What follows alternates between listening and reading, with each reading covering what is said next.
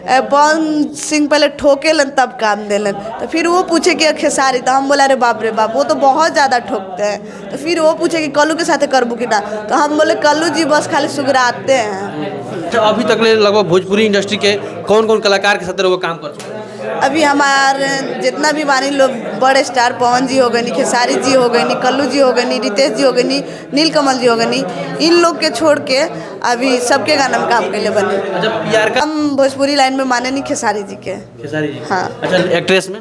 Actress में अमरपाली जी हो गई। अच्छा, आगे। नमस्कार, रउआ देखल बानी भोजपुरिया माटी के लाल, हम मानी दिलीप कुमार। और अभी भोजपुरिया माटी के लाल के टीम मौजूद बा पटना के हुए वायरल रिया राज के लगे, जो उनकी काफ़ी चर्चा में बानी यहाँ के। और यहाँ से हमने के बातचीत करम। सबसे पहले तो स्वागत बना जी, थैंक यू सो मच। कैसे हैं आप?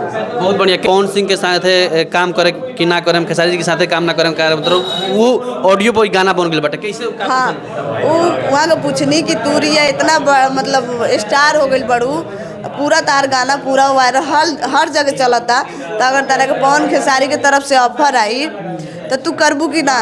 तो हम ये बोलले बानी कि बहुत सारी लड़की के क्लिप वायरल होता है मीडिया पर, देखी जाके कि बोला था लोग कि इतना इंडस्ट्री में संघर्ष करता नहीं। और वो कौन कौन दिन देखे के मिलल बटे में, सुख दुख कैसन कैसन दिन है? देखिए, हम तो दुख देखले बानी, लेकिन सुख तो अभी हमरा लगा था कि रउआ लोग के कृपा से, भगवान के दया से, माता रानी के कृपा से लगा था कि अभी हमार मेहनत सफल भइल बा। अच्छा, इंडस्ट्री में केकरा के जो मानी ले रहो, केकरा देख के रहो इंडस्ट्री में माने डांसिंग लाइन में नहीं एक्ट्रेस बन के सपना है? हाँ। का विचार बटे, का बने? आगे विचार बा कि हम भी अच्छा काम करी, बहुत अच्छा काम करी, आगे बढ़ी और सबके साथ काम करी। हमारी जितने भी स्टार लोग मानी लो, पवन जी हो गए नी, खेसारी जी हो गए नी, और छोटे भी स्टार हो गए नी लोग। हाँ।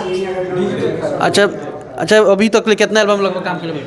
200-300 कर ले बनी। 200? अच्छा, ज़्यादा रहुआ मतलब लाइव जो डांस के लिए बनी तो नॉर्मल कपड़ा में डांस के लिए पसंद आवेला कि हॉटनेस कपड़ा? नहीं, हम साड़ी में ही काम करें नहीं ज़्यादा। साड़ी में?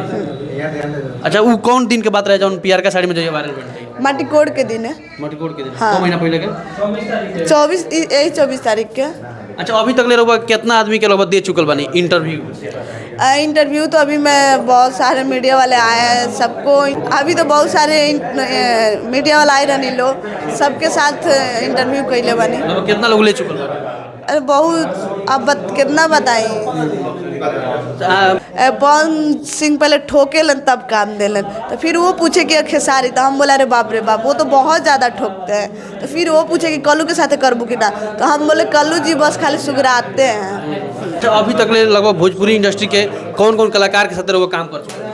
अभी हमारे जितना भी मानी लोग बड़े स्टार, पवन जी हो गए नी, खेसारी जी हो गए नी, कल्लू जी हो गए नी, रितेश जी हो गए नी, नीलकमल जी हो गए नी, इन लोग के छोड़ के अभी सबके गाना में काम के लिए बने। अच्छा, पीआर का